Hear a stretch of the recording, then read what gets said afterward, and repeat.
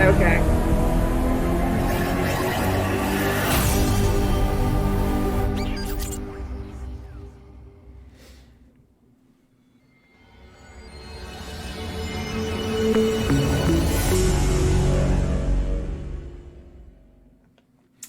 And our next update, Jennifer, takes us to our COVID-5 fast facts. You know what? I'm going to call out the mainstream media, Jennifer, Okay.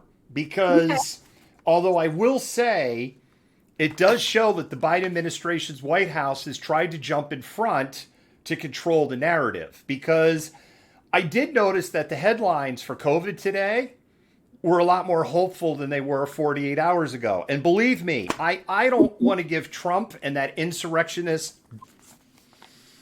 I can call him a Yeah. dirtbag because he's a past president now, insurrectionist dirtbag that he is.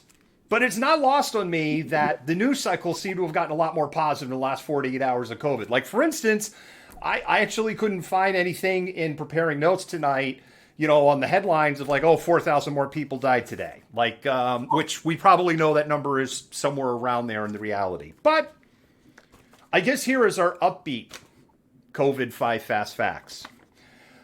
You're going to find this one interesting, Jennifer. Congressman Steve Silvers, he's a Republican out of Ohio. What he suggested is as a condition for getting a $1,400 stimulus check in this upcoming stimulus package they want to pass to kind of keep the economy chugging along, you have to get a COVID vaccination if you want to get the check. That's a Republican congressman's suggestion. I call bullshit on that for one, actually multiple reasons. But we don't have the infrastructure yet to supply people with vaccines in that way because the rollout was such a freaking disaster. We don't have the stores of vaccine to support that. And then how long is it going to take to get people vaccinated and then be able to pay them? That would go on forever. That is completely I understand people need to get vaccinated, get your vaccinations when you can, people, but that is not the way to do that. Well, and then, of course, what prevents creating a black market for getting a piece of paper saying that you got your vaccination for, say, $200? Just putting it out there. Not that I would do it. Either way, if I get a vaccination tomorrow, I get a vaccination tomorrow. Joe Biden, on his first full day in office, he has mandated the wearing of masks on all federal property. I would presume that includes things like national parks and national forests. I would not say, by the way, not saying chuds. It's a cannibalistic humanoid underground dweller. That I think that you're going to have to wear a mask inside of your tent if you're at some primitive campsite by yourself. But I do think, say, if you're inside an office or one of the porta potties, then the expectation is going to be you're wearing a mask in there. It also would mandates requiring masks on flights, which the federal government can do. This is something the airlines have wanted for months because basically without that federal mandate, the only thing they really could do with a non-compliant passenger was go, please. Yeah, exactly. The last part of this point is pretty interesting, I think. Joe Biden, yeah, exactly. Joe Biden was asked by a reporter today because we're having daily press conferences again. Yeah. And they're sane. And they're not run by people that Goebbels would go, I've wanted that woman on my propagandist teams. She's very attractive. She looks alien. And she is very, very good. Yes. He was asked, is he being overly ambitious on doing 100 million vaccines in 100 days? And he basically said, bite me. Joe Biden did. I mean, he didn't say bite me, but he basically was like, dude, watch it happen. Yeah. By the way, Joe, we're going to hold your feet to the fire on that one. Exactly. Don't overpromise and underdeliver. But We are going to hold your feet to that fire one. You have 99 days left, Joe, because today is day one. Yep.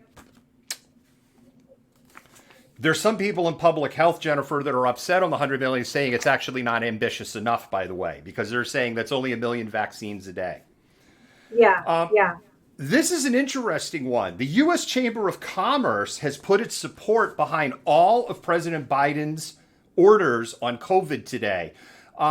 Full disclosure, my business that I run, we are members of the Chamber of Commerce. I'm members of the Chamber of Commerce because of the business connectivity, not because of but we are members. So full disclosure, they are generally a very GOP leaning organization. Yeah. They did condemn Donald Trump after the 1/6 insurrection and basically said as an organization, they are not going to be supporting any more GOP candidates and they'll be reevaluating that down the road. Who knew overthrowing the government would upset business people? Yeah, shocking. Can't destabilize that money. Yeah, that's particularly interesting. Yeah, I don't have words for that. USA Today is reporting that Alzheimer's deaths were up 16% from last year. And the attribution to that is the increased social isolation and the lack of mental stimulation, which is so critical with Alzheimer patients because of social distancing rules and dealing with, ironically, trying to keep them safe with COVID. Yeah, that's tragic. I mean, I think we're in the middle of, like we weren't already prior to COVID, a really significant mental health crisis that's associated, of course, with this ongoing isolation and people not being able to both get the help they need, but also have kind of human interaction. And when you throw in something like this, like Alzheimer's on top of it, yeah, that's going to be another one of those things that's, I guess, not a side effect of COVID per se, but one of those things like that's going to be attributed to this period of COVID. And I don't know, it's a really, really sad thing. And to be clear to our audience, they are not counting those as COVID deaths. They're Alzheimer's deaths. It's just Alzheimer's deaths have increased 16% in 1 year. And that is, out of kind of standard deviation if you studied statistics and any point. I got that wrong when I said attributed to COVID, but we have this kind of mental health things that are being attributed to the quarantine as a result of COVID. And yep. I think this is one of those things. 1 year ago today, or 1 year ago yesterday, the first COVID patient in the United States arrived at Everett Providence Hospital. And 1 year ago today, it was confirmed that patient had COVID. They suspected COVID. The test came back today. 1 year ago today. We have a history lesson video clip for that.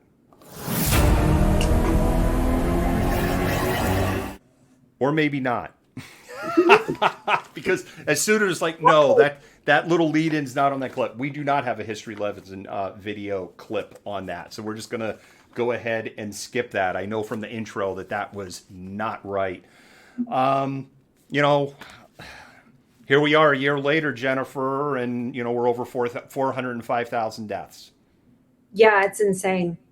I remember, when they announced that it was in Seattle and how quickly things progressed from then. And we've come a long way and not in a good way.